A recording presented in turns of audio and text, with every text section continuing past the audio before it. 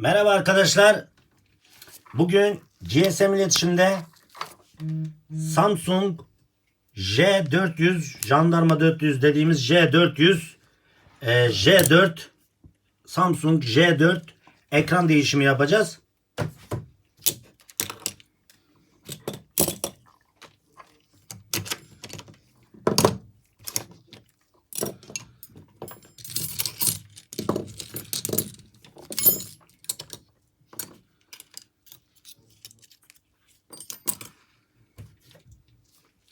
Evet arkadaşlar, gördüğünüz gibi ekran bayağı kırılmış durumda. Bunun ekran değişimini yapacağız GSM iletişimde.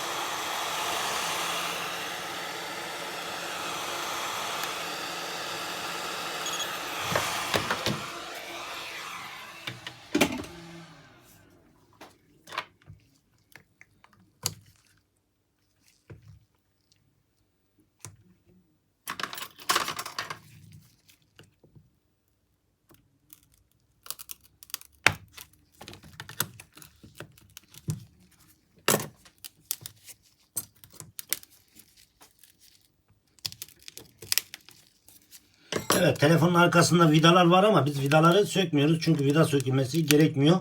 Yapışkanlı ekran olduğu için. Bu arada J4 ve J6 ekranları birebir, her şey aynı. J6 ile J6 Plus ile J4 Plus'ın ekranı da birebir aynı. Aynı ekranı iki telefonda kullanmış Samsung. J4 ile J6'nın ekranı, bir de J4 Plus ile J6 Plus'ın ekranı birebir aynı.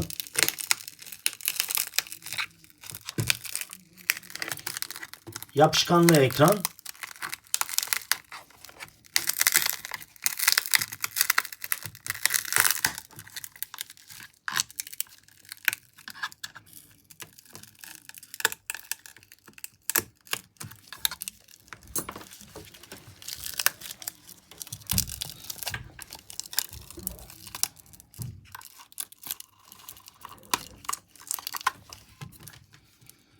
Arkadaşlar, yapışkanlı ekranlarda en çok dikkat etmemiz gereken şu alt tuş flexleri. Şu flexlerin kopmamasına önem gösterin. Koptuğu halde bayağı bir zaman alır tekrar yapmak. Onun için yapışkanlı ekranlarda şu alt tuş flexlerine özellikle dikkat edelim.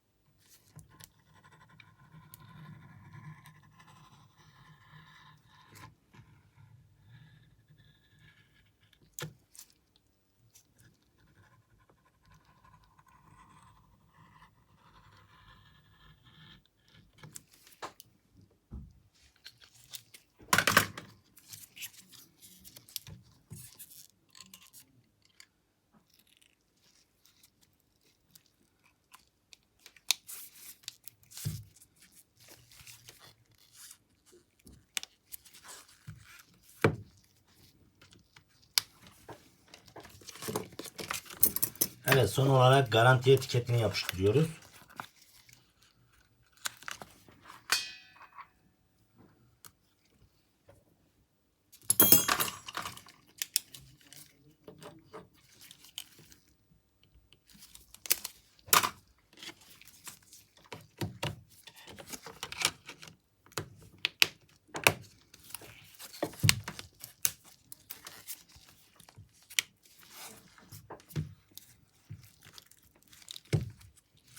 Evet, jelatini kaldırıyoruz.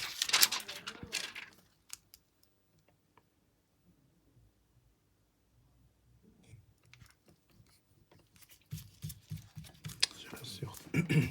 Şarjım yok.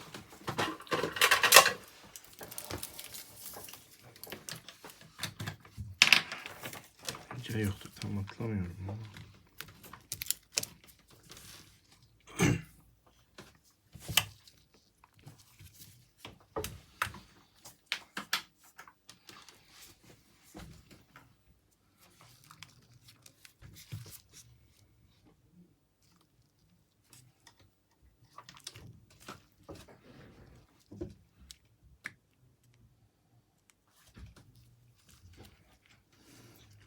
Evet arkadaşlar, gördüğünüz gibi Samsung J400 Galaxy J4 ekran değişimi başarıyla gerçekleşti. İzlediğiniz için teşekkür ederim.